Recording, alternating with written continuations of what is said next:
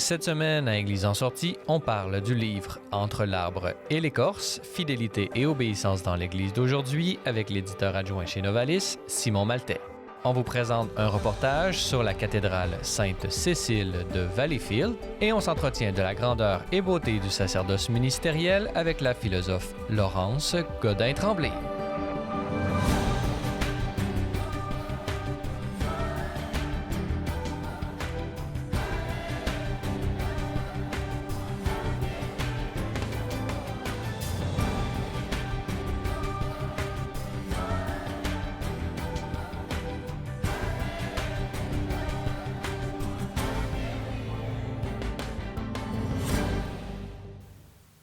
Bonjour mesdames et messieurs et bienvenue à Église en sortie. Aujourd'hui à l'émission, nous allons d'abord parler de l'obéissance dans l'Église et pour nous en parler, nous avons avec nous Simon Maltais. Bonjour. Bonjour. Simon Maltais, vous êtes éditeur adjoint chez Novalis et directeur de ce collectif qui vient de paraître aux éditions Novalis, toujours, Entre l'arbre et l'écorce, fidélité et obéissance dans l'Église d'aujourd'hui. Alors, c'est justement de ce livre que j'aimerais discuter avec vous, puisque, comme je l'ai dit, vous êtes un peu le directeur, celui qui a eu l'idée d'aller chercher tous ses collaborateurs. Parlez-nous un peu, quelle était votre intention dans la publication de cet ouvrage? Mais d'abord, comme vous l'avez dit, c'est un ouvrage collectif qui est écrit par 16 personnes laïques qui sont engagées en Église, 9 hommes, 7 femmes, avec évidemment leurs sensibilités et leurs perspectives qui sont propres.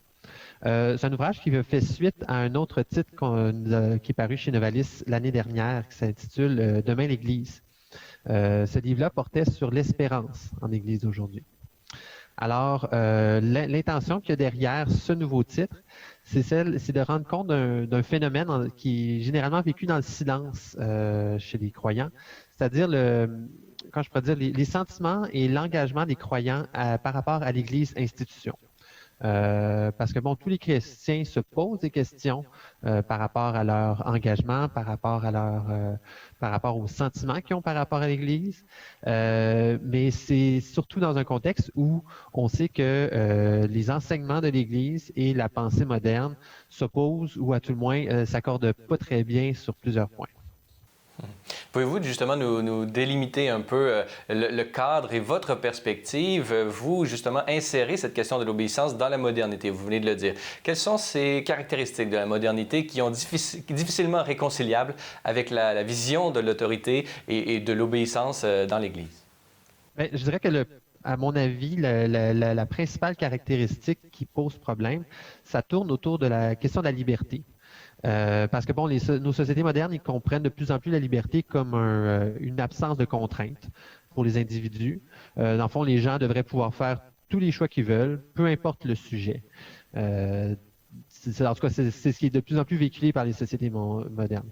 Ça répond quand même à un réel besoin parce que on s'entend que dans l'histoire, la plupart des gens ils ont été forcés dans l'anonymat, ils ont été et la plupart des gens finalement avaient pas de voix au chapitre, ils pouvaient pas, ils vivaient dans des conditions de vie assez terribles. Et le souci de l'individu qui est porté par l'Église aussi, bien sûr, a permis d'améliorer considérablement la qualité de vie d'un nombre incalculable de personnes. Ce qui est pas rien en soi. Mais par contre, on pourrait dire cet affranchissement-là à l'égard du pouvoir, que ce soit un pouvoir politique, religieux, peu importe, a amené chez plusieurs personnes une certaine méfiance envers l'autorité. Ce qui fait que on regarde autant les institutions religieuses que politiques, ou médiatiques. Il y a plusieurs personnes qui finalement ont de la misère à croire ou à s'engager. Et l'idée de liberté, juste pour terminer, a aussi été reprise par notre société de consommation. Ce qui fait que maintenant, pour plusieurs personnes, la liberté, c'est avoir le choix d'acheter telle ou telle paire de souliers. Alors que la liberté, c'est bien plus que ça. Donc, j'ai l'impression que la question de l'obéissance et de la fidélité à l'Église, l'enjeu avec la société, avec la pensée moderne, c'est vraiment la question de la liberté. L'Église porte une vision justement de la liberté et de l'autorité qui fait que c'est pas des éléments qui sont antinomiques, qui s'opposent l'un à l'autre.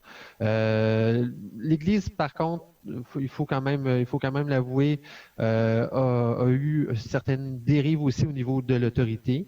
Donc, on comprend que les sociétés, les gens de nos jours, cherchent des repères, cherchent des ancrages forts, mais il y a toujours une certaine réticence ou à tout le moins une certaine crainte de s'engager dans le contexte de l'Église. Cette fidélité des catholiques envers leur institution, ils le vivent d'une manière très, très diverse. Et ces différentes tendances sont très bien manifestées dans ce livre collectif. Pouvez-vous nous les décrire? Quelles sont les différentes tendances chez les jeunes, particulièrement les jeunes catholiques, par rapport et comment vivent-ils cette relation à l'autorité et cette vertu de l'obéissance? Bien, tout d'abord, c'est un livre qui se veut beaucoup un témoignage. Hein. Ce qui a été demandé aux auteurs, c'est de témoigner de leur propre rapport à la fidélité, à l'obéissance. Donc, c'est pour ça que c'est intéressant en fait pour le lecteur moyen parce que ça lui permet de voir justement différents horizons. Je dirais qu'il y a trois tendances principales dans les angles d'approche de la question. Il y en a certains auteurs ils ont pris une perspective, je dirais, pastorale. C'est-à-dire qu'ils s'intéressent au sens de la fidélité et de l'obéissance pour les croyants d'aujourd'hui. Donc, ça va des textes, par exemple, de Brigitte Bédard, qui, elle parle des trois blancheurs qu'elle appelle de l'Église, donc les trois éléments principaux qui amènent qui justifient la fidélité à l'Église. Ça va être un texte comme celui de Sébastien Doncq, bibliste, qui s'intéresse à quel genre de fidélité avait Jésus. Peut-on dire que Jésus était fidèle? Ça va être des textes comme celui aussi de Jocelyn Girard, de Laurence Godin-Tremblay. Laurence Godin-Tremblay a un texte intéressant sur l'obéissance aux prêtres. Pourquoi obéir aux prêtres? Qu'est-ce que ça apporte? Évidemment, dans une perspective positive. C'est un texte comme celui de Jean Groux aussi. Normand Lévesque et Antoine Malenfant, juste pour dire rapidement les noms des auteurs. Justement, Laurence Godin-Tremblay, que vous venez de mentionner, sera en deuxième partie de cette émission Église en sortie. On aura l'occasion d'aller en profondeur de son texte à elle. Donc, on voit qu'il y a vraiment un très beau panorama de différentes façons de vivre l'obéissance à l'Église aujourd'hui, chez les jeunes en particulier. Vous, Simon Maltais, comment voyez-vous cette tension entre la foi, d'une part, la foi enseignante de l'Église, et votre propre liberté? Comment voyez-vous, comment réussissez-vous à faire fructifier cette tension? Bien, j'aime beaucoup une formule du Concile de Vatican II qui dit que le fidèle doit chercher la vérité avec l'aide du magistère, dans une perspective un peu d'accompagnement. Je trouve que ça concorde bien avec une image que j'ai de l'Église, c'est que, bon, pour l'Église, c'est l'ensemble de nos communautés, c'est le corps du Christ, mais aussi, dans ma perspective, notre mémoire collective. J'ai une formation en histoire, donc je crois que la notion de mémoire est importante. C'est la gardienne de notre mémoire collective, et c'est la gardienne de ce qui nous rappelle combien Dieu aime l'humanité. Donc, c'est sûr que l'Église a de quoi nous apporter. Les enseignements de l'Église ne viennent pas de rien. Puis la mémoire, ça implique la transmission de connaissances, bien sûr. Mais ce que ça implique aussi, c'est la réinterprétation constante de cette connaissance-là pour y trouver un sens dans notre vie quotidienne. Donc, c'est pas mal ça. La question de la mémoire, moi, ça m'interpelle. C'est comme ça que je vis la fidélité à l'Église. Ouais, puisque vous appartenez à l'Église, vous pouvez puiser à toutes les sources, qu'elles soient des pères de l'Église, les pères du désert, les grands théologiens du Moyen Âge. C'est une communauté auquel vous appartenez et puiser à cette riche tradition, ça peut être quelque chose de très éclairant pour la vie d'aujourd'hui. Très bien, alors j'invite nos téléspectateurs à se procurer ce petit ouvrage, vraiment avec des très belles réflexions qui sont à l'intérieur. On peut retrouver dans toutes les bonnes librairies, ainsi que sur le site de Novalis, à l'adresse qui apparaît à ce moment même au bas de l'écran. Simon Maltais, je rappelle que vous êtes éditeur adjoint chez Novalis, directeur de ce collectif dont nous avons pu parler ensemble, et on peut également vous lire sur le blog Les Carnets du Parvis. Alors, Simon Maltais, merci beaucoup d'avoir été avec nous. Merci à vous. De notre côté, on va aller voir un épisode de la série à la découverte du patrimoine. On se rend aujourd'hui à Valleyfield à la découverte de la cathédrale.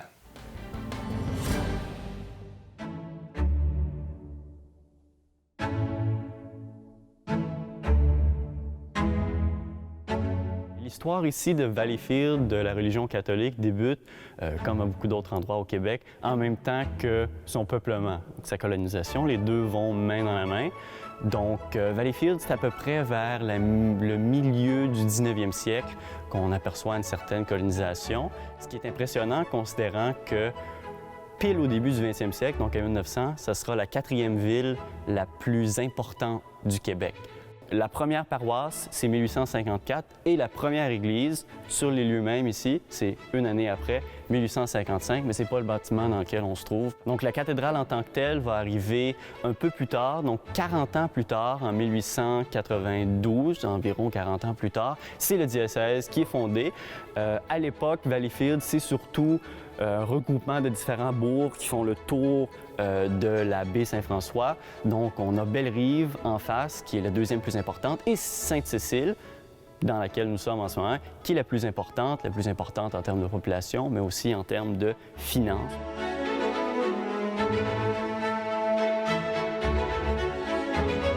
L'église, alors construite, devient une cathédrale. Et on se retrouve avec la cathédrale Sainte-Cécile. Pour honorer ça, on décide même de tout démolir et reconstruire. Donc on se retrouve pas encore avec le bâtiment qu'on a aujourd'hui, mais d'une plus grande église sur les lieux mêmes qui va devenir la cathédrale Sainte-Cécile, mais pas encore la basilique cathédrale Sainte-Cécile. Il faudra attendre à peu près 100 ans, 99 ans pour être précis. Malheureusement, 1933, un premier incendie dans la nuit du 21 au 22 septembre, malheureusement, qui va détruire absolument toute la cathédrale, sauf la façade. La façade va demeurer debout. Et qu'est-ce qu'on retrouvait sur la façade? On retrouvait la figure, la statue de Sainte-Cécile. Donc certains diront Sainte-Cécile a préservé, du moins une partie, de la cathédrale. On a 12 colonnes dans la nef, c'est sur 12 apôtres, entre autres, mais c'est un chiffre qui revient très souvent dans la Bible, dans la numérologie catholique. Ensuite, si on regarde le plafond, les ogives, beaucoup de symbolisme à travers le décor ici qui représente les grappes de raisin, les épis de blé. Bon, bien sûr, c'est la communion qu'on est en train de représenter à ce moment-là.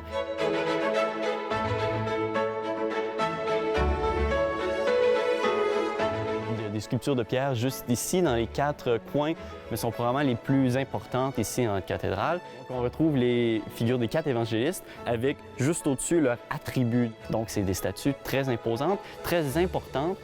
La chaire, ça, c'est probablement une des parties les plus intéressantes de notre cathédrale, les plus rares surtout, quand on considère que c'est l'une des seules cathédrales bâties avant 1962. Une très belle chaire, encore une fois, symbolisme, construite tel un ciboire avec la patène qu'on retrouve au-dessus, qui sert d'abat-voix, l'acoustique et l'effet phénoménal.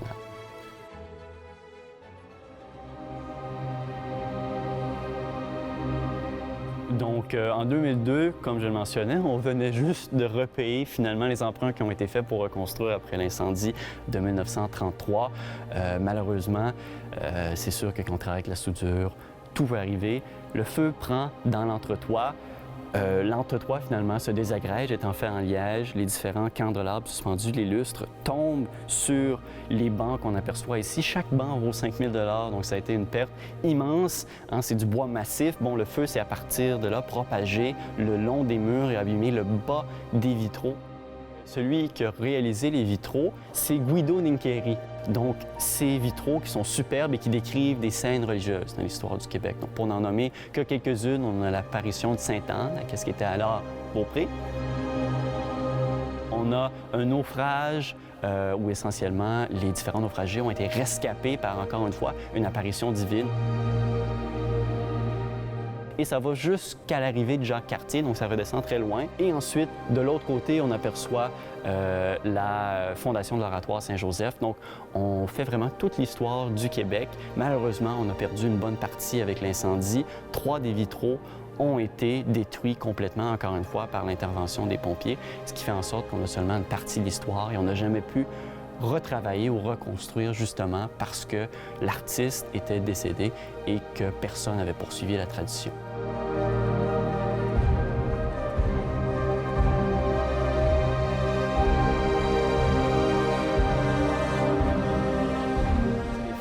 Qu'on retrouve au nombre de 10. Donc, c'est probablement le seul item qui ne suit pas la numérologie religieuse, mais à leur beauté, on va leur pardonner. C'est Monseigneur Maillard, un évêque français de France qui est venu ici pour faire les différentes fresques. Et qu'est-ce qui est très intéressant, c'est qu'on aperçoit encore une fois des scènes bibliques, mais des scènes bibliques séparées, ségrégées, si on veut, selon le sexe. Donc, du côté des femmes, et aussi de la chair de Monseigneur Langlois, on aperçoit des scènes qui impliquent des personnages féminins.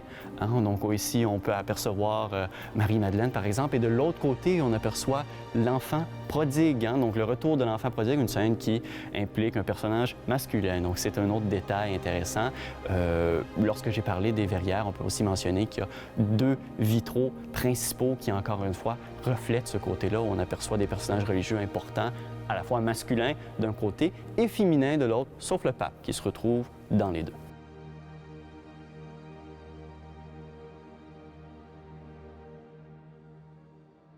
Probablement celui le plus notoire et encore le plus vif dans la mémoire des campis valenciens, les gens de Valleyfield, c'est l'incendie qui a eu lieu en 2002. Donc ça a été très majeur, pensé, comme j'ai dit préalablement, à l'incendie de Notre-Dame de Paris, et ça a eu un effet très similaire sur la communauté de Valleyfield parce que c'est quand même une fierté, un emblème de la ville. C'est une très belle cathédrale et ça a eu un impact majeur sur les gens. On a dû encore une fois investir beaucoup d'argent pour reconstruire et encore aujourd'hui, le travail n'est pas complété. Mais la cathédrale en tant que telle a été seulement condamnée pendant un certain temps. On a ensuite rouvert aux gens, on a voulu les permettre de revenir très rapidement, un peu comme ce qui est arrivé en 1933. On ne veut pas que les fidèles soient sans cathédrale trop longtemps. Il y a différents espaces aussi qui sont assez intéressants dans notre cathédrale, entre autres un musée aujourd'hui qui va accueillir nombreuses reliques, qui est probablement la pièce la plus intéressante. Il y a aussi une chapelle des mariages qui a été convertie aujourd'hui dans une chapelle de cérémonie privée, mais qui accueille une collection très rare d'icônes. Donc le style artistique de l'Europe de l'Est, qui descend de l'Empire byzantin, très beau.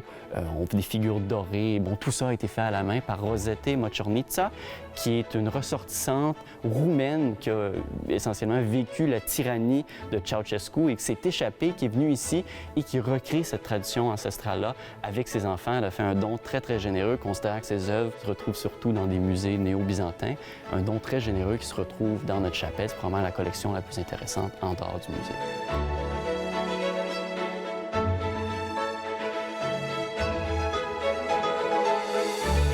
Le patrimoine québécois, je pense que c'est ce qui nous réunit principalement en tant que Québécois. On est une société quand même nouvelle si on regarde à travers la planète. Et le patrimoine, c'est ce fil-là qui nous tisse ensemble et c'est notre histoire commune qui englobe tout, que ce soit le patrimoine industriel qui est très présent à Valleyfield ou le patrimoine religieux. Et c'est sûr que ce patrimoine-là, en plus d'être d'une beauté incomparable, c'est aussi des pièces vivantes de notre histoire et qui permettent essentiellement nous rappeler nos origines et nous donner une perspective future dans le sens que ça rassemble les communautés ensemble. Et je crois que c'est ça qui est le plus important, surtout à l'ère actuelle. Donc c'est très important de faire découvrir ça, c'est sûr.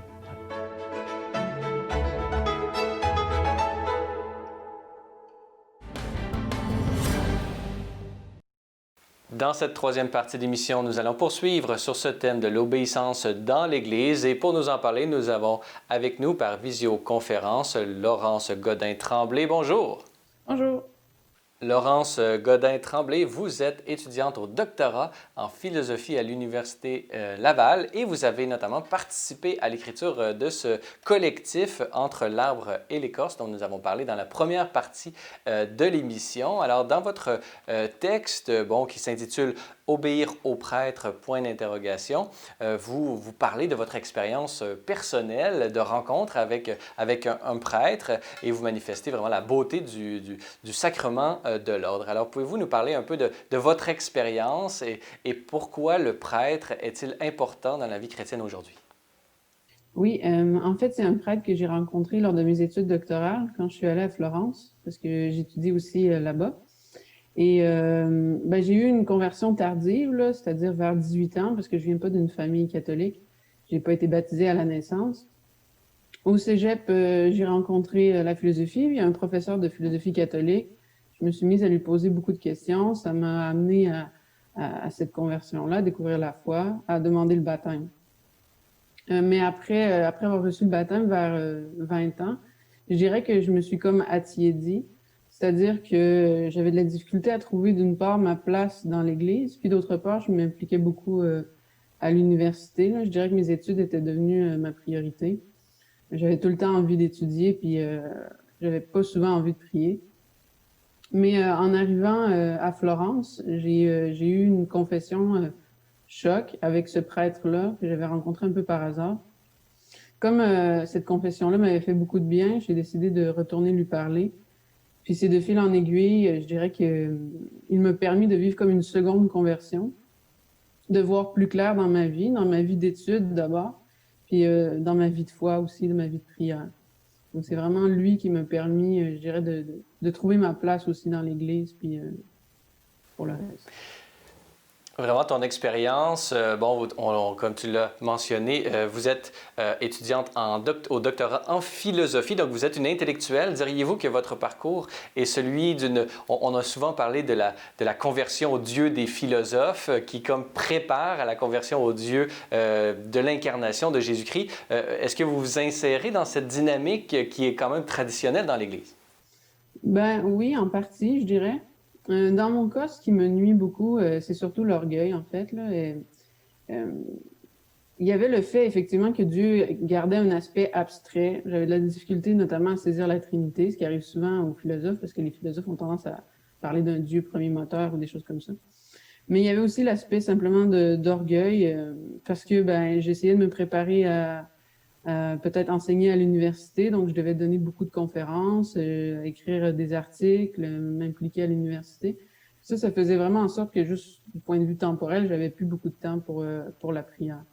Donc c'est une des premières choses que mon directeur spirituel à Florence me conseillait, c'est de travailler sur l'orgueil pour laisser plus de place à Dieu dans ma vie.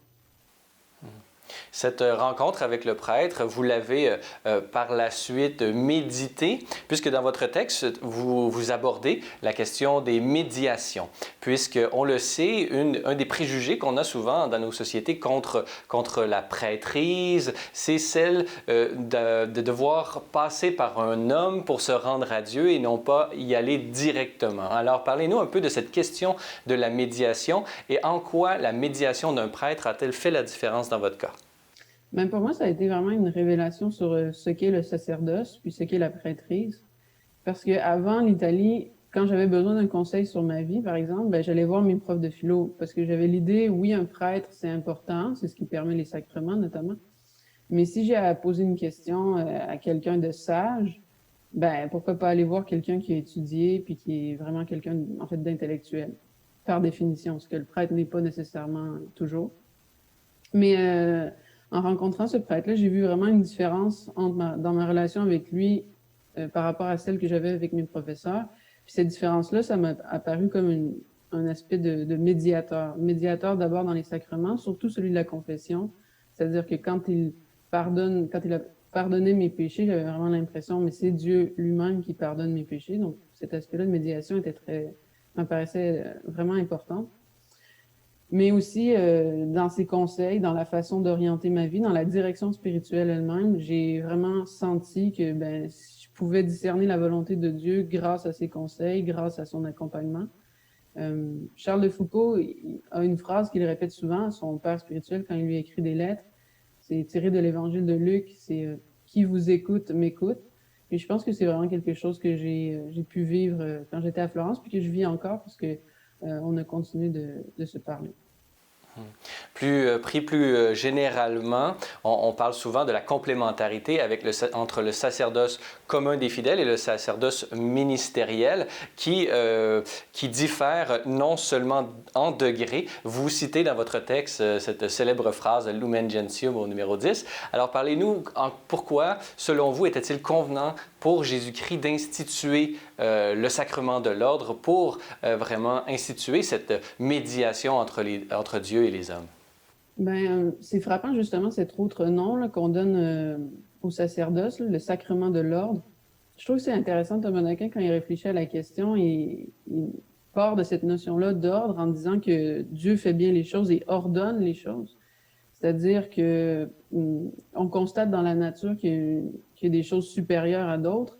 Dans le corps humain lui-même, l'analogie que prend saint Paul, la tête une place différente des mains. Là. Elle ne diffère pas simplement en degrés d'une main. La tête est vraiment autre chose. Thomas d'Aquin dit simplement que Dieu a voulu la même chose pour le corps de l'Église, pour son institution. Il a voulu qu'il y ait une hiérarchie parce que comme ça, c'est plus ordonné. Puis je sais que c'est une notion qui est beaucoup remise en question aujourd'hui. En partie, je pense, parce qu'on est dans une démocratie, puis il y a l'idée qu'on est tous égaux. Après ça, il y a eu les prêtres, des fois, qui ont abusé de leur pouvoir. Donc, ça donne l'impression que ce serait mieux que tous les fidèles soient au même niveau, puis qu'il n'y ait pas d'autorité, qu'il n'y ait pas justement cette hiérarchie, cet ordre.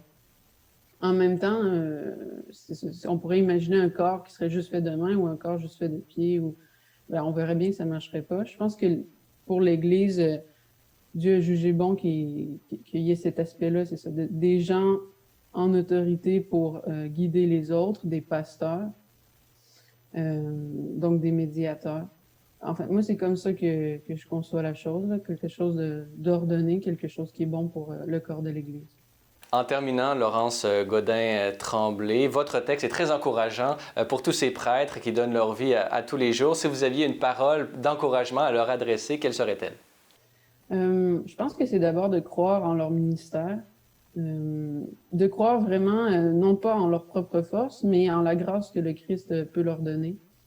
Un peu comme saint Paul dit des fois, là, son orgueil c'est le Christ. Je pense que si un prêtre croit vraiment qu'il peut être transformé, qu'il peut être représentant du Christ, ça va lui donner une fécondité incroyable et un grand bonheur. En fait, c'est ce que j'ai vu chez mon directeur spirituel à Florence.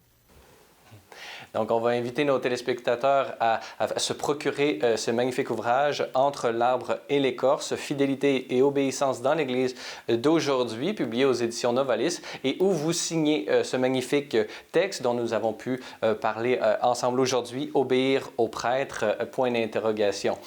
Laurence Godin-Tremblay, vous êtes étudiante au doctorat en philosophie à l'Université Laval et nous avons eu l'occasion de partager vos réflexions sur les prêtres d'aujourd'hui. Alors, merci beaucoup d'avoir été avec nous.